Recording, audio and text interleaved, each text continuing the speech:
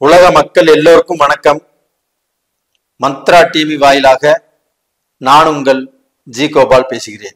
இன்னைக்கு நம்ம பேசக்கூடிய தலைப்பு மிதுன ராசி. இந்த மிதுன ராசியில பிறந்தவங்களுக்கும் அவங்களுடைய குணாதிசயங்களும் முக்கியமாக அவர்களுக்கு ஆகாத ராசிகள்.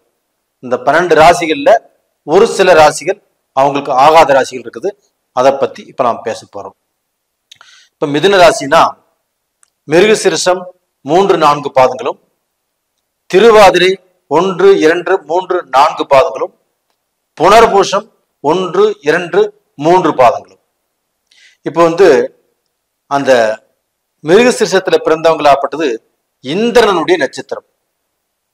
இது போக திருவாதிரையில பிறந்தவங்க பெருமாள் சிவபெருமாளுடைய நட்சத்திரம். இது போக புனர்பூசத்துல பிறந்தவங்களாப்பட்டது ஸ்ரீராமருடைய நட்சத்திரம். எல்லாமே தேவர்கள் பிறந்த ராசி. இந்த ராசியில பிறந்தவங்களுக்கு வைராக்கியம்ங்கிறது ஜாஸ்தி. அது போக ஒரு காரியத்தை நீங்க நினைச்சிட்டீங்க அப்படின்னா அந்த நினைத்த காரியத்தை சாதிக்காமல் விட மாட்டீங்க. இது போக ஒரு கார் வாங்க நினைக்கிறீங்க, கண்டிப்பாக அந்த கார் வாங்கிட்டு தான் நீங்க மறுவேளை பார்ப்பீங்களோடையோ. கார் வாங்கலாம்னு சொல்லிட்டு பைக் வாங்கலாம், பைக் வாங்கலாம்னு சொல்லிட்டு வேற சைக்கிள் வாங்கலாம். இது மாதிரி முடிவை மாத்தி மாத்தி மாத்தி யோசனை பண்ண மாட்டீங்க. எதை நினைக்கிறீங்களோ அதைத்தான் செய்வீங்க. இதுல ஒரு சிலர் இருக்கிறாங்க, இன்னைக்கு கார் வாங்க நினைப்பாங்க, நாளைக்கு பைக் வாங்க நினைப்பாங்க, அதுக்கு அடுத்த நாள் வேண்டாம்னு நினைப்பாங்க, அதுக்கு அடுத்த நாள் இவ்வளவு பணமா நினைப்பாங்க. அது மாற எந்த சூழ்நிலையும் உங்களுடைய மனசுக்கு கண்டிப்பா வராது. நீங்க எடுத்த முடிவுல ஸ்ட்ராங்கா இருப்பீங்க. இது போக பாத்தீங்கன்னா மிதுன ராசியில பிறந்தவங்களுக்கு ஆகப்பட்டது சொந்த பந்தம், அக்கா தம்பிச்சி, அண்ணன் தம்பி, அப்பா அம்மா. இந்த சொந்த பந்தத்துக்கு அவங்க அதிகமாக உழைத்து அவங்களை கரையேற்றுவதில் ரொம்பவுமே ஆர்வம் கொண்டவங்க. அப்போ அண்ணனுக்கு கல்யாணம் பண்ணி வைக்கலாம், தம்பிக்கு கல்யாணம் பண்ணி வைக்கலாம், தங்கச்சிக்கு கல்யாணம் பண்ணி வைக்கலாம், தங்கச்சிக்கு மற்ற சிறப்பு விசேஷங்கள் அது எல்லாமே பண்ணலாம். தங்கச்சிக்கு ஒரு மாசமா இருக்காங்க, குழந்தை பிறக்குது, தாய்மாமனுடைய சீர் செய்யலாம். எல்லா விஷயத்தையுமே நீங்க திருப்தியா பண்ணுவீங்க. ஆனா எல்லா விஷயத்தையுமே திருப்தியாக பண்ணினாலுமே அந்த சைட்ல இருந்து உங்களுக்கு ஒரு முழு மன நிறைவு கிடைக்காது. உங்களுடைய சொந்த பந்தத்தினாலே அப்படித்தான். அப்போ மிதுன ராசிக்காரங்க அவங்களுடைய சித்தப்பா, பெரியப்பா, அத்தை, மாமன் இவங்களுடைய வர்க்க வகையிலையும் அந்த சொந்த பந்தங்கனாலையும் ஒரு திருப்தியோ ஒரு அட்டாச்மெண்ட்டோ உங்களுக்கு இருக்காது. அப்ப இது போக பாத்தீங்கன்னா உங்களுக்கு அந்த பூர்வீகம், அந்த பூர்வீகத்துல இருந்து இப்ப உங்க தாத்தா வாழ்ந்தது, உங்களுடைய பாட்டன் வாழ்ந்ததுதான் பூர்வீகம். அந்த பூர்வீகத்துல இருந்து நீங்க 10ஓட 11 இருக்க முடியுமோ இல்லையோ, அந்த பூர்வீகத்துல இருந்து நான் நல்லா சம்பாரிச்சேன், நல்லா வாழ்ந்தேன், நல்ல திருப்தியா இருக்கிறேன் அப்படின்னா கண்டிப்பாக இருக்கவே முடியாது, நிச்சயமாக முடியாது. அப்ப மிதுன ராசிக்காரங்களுக்கு அந்த பூர்வீகத்துல இருந்து வளர்ச்சி அடைவதற்குண்டான வாய்ப்பே இல்லை. இந்த பூர்வீகத்தை விட்டு நீங்க வெளியே போய் பாருங்க, ஒரு வருஷம் இருந்து பாருங்க. அந்த ஒரு வருஷத்துல உங்களுடைய நிலைமை மாறும், உங்களுடைய பொருளாதாரம் மாறும். உதாரணமாக நீங்க பூர்வீகத்தில் இருக்கும்போது இப்படி வாங்கக்கூடிய சூழ்நிலை தான் இருந்திருப்பீங்க. அந்த பூர்வீகத்தை விட்டு நீங்க வெளியில போய் இருந்து குடித்தனம் பண்ணி பாருங்க, நீங்க கொடுக்கக்கூடிய நிலைமைக்கு கண்டிப்பாக வந்துருவீங்க. அப்ப அந்த பூர்வீகத்தினால கண்டிப்பாக மிதுன ராசிக்காரங்களாகப்பட்டது தலையெடுப்பதற்கு வாய்ப்புகள் இல்லை. அப்ப அந்த பூர்வீகத்துல சொத்து சுகம் எல்லாமே இருக்குதுன்னு வச்சுக்கோங்களேன், கரெக்டான நிம்மதி கிடைக்காது, கரெக்டான வாழ்க்கை அமையாது. அந்த வாழ்க்கை அமைஞ்சா அதுல சந்தோஷங்கள் இருக்காது. அப்ப அந்த பூர்வீகம் அப்படிங்கிறது மிதுன ராசிக்காரங்களுக்கு ஆகாது. இது போக பாத்தீங்கன்னா உங்களுக்கு அத்தை பொண்ணு, மாமன் பொண்ணு இவங்களை கல்யாணம் பண்ணிக்கிட்டால் ஆகுமா ஆகாதானா? கண்டிப்பாக ஆகாது. ஒரு அத்தை பொண்ணு கல்யாணம் பண்ணிக்கிறதோ ஒரு மாமன் பொண்ணு கல்யாணம் பண்ணிக்கிறதோ அது மிகப்பெரிய கொடுப்பனை. அப்ப அந்த கொடுப்பனை உங்களுக்கு இருக்குதானா? கண்டிப்பாக இல்லை. இதே மீறி நான் அத்தை பொண்ணு கல்யாணம் பண்ணிட்டேன், மாமன் பொண்ணை கல்யாணம் பண்ணிட்டேன் அப்படின்னா நீங்க வந்து ஒரு கடமைக்கோசரம் தான் வாழணும், ஊருக்கோசரம் வாழலாம். 4 செவத்துக்குள்ள என்னடா பண்றது அப்படின்னு வாழ்ந்துட்டு இருக்கலாம் முடிய ஒரு நல்ல திருப்தியான வாழ்க்கை, ஒரு சந்தோஷமான வாழ்க்கை வாழ்ந்துட்டு இருக்கிறீங்களானா கண்டிப்பா இல்லை.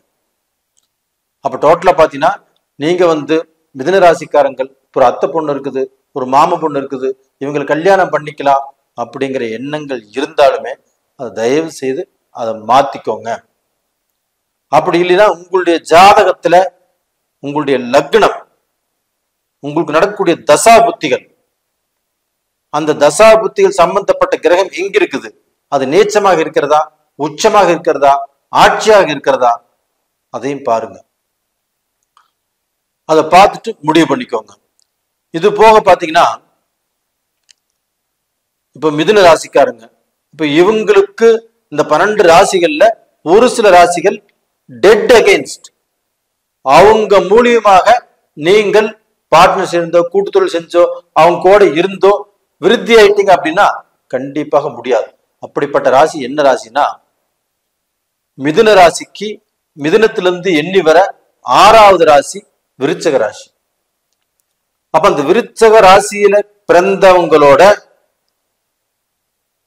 நீங்க வந்து நட்பு வச்சுக்கிட்டாவோ அவங்களோட சேர்ந்து ஒரு பிசினஸ் பண்ணினாவோ இல்ல அவங்களோட சேர்ந்து கல்யாணம் அப்படிங்கிற உறவு முறைகளை நீங்க வச்சுக்கிட்டாவோ இல்ல பொண்ணு பார்த்தாவோ இல்ல மாப்பிள்ளை பார்த்தாவோ, இப்ப மிதுன ராசியில பிறந்தவங்க ஆணாக இருக்கிறீங்க, விருச்சிக ராசியில பிறந்தவங்க பெண்ணா இருக்கிறாங்க, இவங்க 2 பேரும் சம்பந்தம் பண்ணிக்கலாமா? இல்ல விருச்சிக ராசியில பிறந்தவங்க ஆணா இருக்கிறாங்க, மிதுன ராசியில பிறந்தவங்க பெண்ணா இருக்கிறாங்க, இவங்க 2 பேரும் சம்பந்தம் வச்சுக்கலாமா அப்படின்னா தயவு செய்து வேண்டாம். அப்படி வச்சுக்கிட்டால் உங்களுடைய வாழ்க்கை அவளுக்கு திருப்தியாக இருக்காது, ஒரு போர்க்களம் மாதிரிதான் இருக்கும், ஒரு சந்தோஷங்கள் இருக்காது, ஒரு மன நிறைவு இருக்காது. அப்ப காலத்துக்கோசரம் நம்ம கோலம் போட வேண்டிய சூழ்நிலை கண்டிப்பாக வரும்.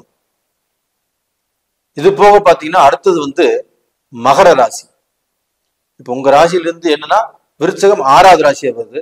அதே மாதிரி மகரத்திலிருந்து ராசிகளை என்னன்னா மிதுன ராசி வரைக்கும் பாத்தீங்கன்னா 6வது ராசியா தான் வரும் மிதுன ராசி மகரத்திலிருந்து. அப்போ மகர ராசி உங்களுக்கு ஆகாது. அப்ப இந்த மகர ராசி உங்களுக்கு வந்து பார்க்க போனா இப்ப உங்க ராசியிலிருந்து என்னன்னா 8வது ராசியா வரும். அப்ப அந்த 8வது ராசியா இருக்கிறதுனால கண்டிப்பாக அவங்களோடு சேர்ந்து ஒரு டிராவல் பண்றீங்க, அவங்களோடு சேர்ந்து ஒரு வண்டி வாகனத்துல போறீங்க, கண்டிப்பாக விபத்துகள் நேர்றதுக்கு 80% வாய்ப்பு இருக்குது. அப்ப அவங்களுடைய உறவு முறைகளாகப்பட்டது உங்களுக்கு திருப்தி இல்லை. அப்ப அந்த உறவு முறையாகப்பட்டது ஏதாவது ரூபத்துல உங்களுக்கு குழி பறைத்து விடும். அப்ப நீங்க ரொம்ப நாளாக நட்பா இருந்தா கூட கண்டிப்பா ஒரு நாள் மிகப்பெரிய சங்கடம் கண்டிப்பாக வரும். பண விஷயத்துல வரலாம், குடும்ப விஷயத்துல வரலாம், நட்பு விஷயத்துல வரலாம், ஏதாவது விஷயத்துல மன திருப்திகள் கண்டிப்பாக இருக்காது. அப்ப அவங்க கூட சேர்ந்து கூட்டு தொழில் செஞ்சாலுமே இல்ல கூட்டு தொழில் செய்யலாம்னு நினைச்சாலுமே கண்டிப்பாக இது பிரச்சனையில முடியும். அப்ப கூட்டு தொழில் செஞ்சுட்டு இருந்தா அது ஆகாது. செய்யணும்னு நினைச்சீங்கன்னா பார்த்து யோசனை பண்ணிக்கோங்க. இது போக பாத்தீங்கன்னா மீனராசி. அப்ப அந்த மீனராசியாப்பட்டது மிதுன ராசிக்கு 10வது இடம். அந்த மீனராசியுடைய அதிபதி குரு பகவான், மிதுன ராசியுடைய அதிபதி சந்திர பகவான். அப்ப இந்த குருவும் சந்திரனும், அப்ப இந்த சந்திரனுக்கு வந்து பார்க்க போனா குரு பகவான் 10வது இடம் அமைஞ்சதுனால இது ஆகுமா அப்படின்னா கண்டிப்பாக ஆகாது. மிதுன ராசிக்கு 7ஆம் இடம் பாதகாதிபதியாக குரு வருவதால் கண்டிப்பாக இந்த குருவுடைய அனுகிரகமாகப்பட்டது மிதுன ராசிக்காரங்களுக்கு ஆகாது. எந்த வகையில் அதிகமாகாதுன்னா இந்த கொடுக்கல் வாங்கல். இப்ப அவர் நம்பி 10,000 கொடுக்குறீங்க, 1,00,000 ரூபாய் கொடுக்குறீங்க, கண்டிப்பாக நீங்க வாங்கும்போது சங்கடப்பட்டு தான் வாங்குவீங்க, சந்தோஷமாக வாங்குவதற்கு வாய்ப்புகள் இல்லை. அப்ப அவங்க மூலியமாக திருப்தி இல்லாம போகும், ஒரு சந்தோஷம் இல்லாம போகும், மனசு கெட்டு போகும். என்னடா இவன் இப்படி பண்ணிட்டானே அப்படிங்கிற சூழ்நிலை உருவாகும், இவங்களோட சேர்ந்தது நம்ம தப்பா அப்படிங்கிற சூழ்நிலைகள் உருவாகும். அப்ப இதனால 80% உங்களுக்கு வந்து இந்த குரு பகவானுடைய அனுகிரகங்கள் உங்களுக்கு ஆகாது. அப்ப வந்து உங்களுடைய ஜென்ம ஜாதகத்திலையுமே உங்களுடைய லக்னத்தை வச்சு உங்களுடைய ராசியை வச்சு அது சம்பந்தப்பட்ட கிரகங்கள் எங்க அமைஞ்சிருக்குதுன்னு வச்சு இதை பார்த்து முடிவெடுத்துக்கிறது நல்ல விஷயம். அப்ப டோட்டலா பாத்தீங்கன்னா மிதுன ராசிக்காரங்க கண்டிப்பாக அவங்க பூர்வீகத்துல இருந்து சம்பாதிச்சிட்டேன், சாதிச்சிட்டேன் அப்படின்னு 100% சொல்வதற்கு வாய்ப்புகள் இல்லை. அப்ப டோட்டலா பாதிக்கக்கூடிய வாய்ப்புகள் தான் இருக்குது. மிதுன ராசிக்காரங்க இப்ப இருக்கக்கூடிய மிதுன ராசிக்காரங்க வந்து பார்க்க போனா இன்னுமே நான் பூர்வீகத்தில் இருக்கிறேன் அப்படின்னு இருந்துட்டா அது யோசனை பண்ணிக்கோங்க. இது போக பாத்தீங்கன்னா மிதுன ராசியில இருப்பவர்களாகப்பட்டது இந்த ராசிக்காரங்களோட அதிகமாக நட்பு வைக்காமல் இருப்பது நல்ல விஷயம். அதனால மகர ராசிக்காரங்க கெட்டவங்க, விருச்சிக ராசிக்காரங்க கெட்டவங்க, மீன ராசிக்காரங்க கெட்டவங்கன்னு சொல்ல வரல. அவங்களுடைய அந்த விதி பலன் உங்களுக்கு அவங்களுக்கும் ஆகாத ஒரு உறவுகளை ஏற்படுத்தி கொடுக்கிறது. இதை மனசுல வச்சுக்கோங்க.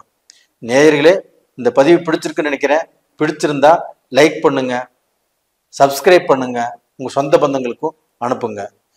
இந்த பதிவு பிடிச்சிருக்குன்னு நினைக்கிறேன். லைக் பண்ணிக்கோங்க. உங்களிடமிருந்து விடைபெறுவது உங்களின் ஜி கோபால். நன்றி, வணக்கம்.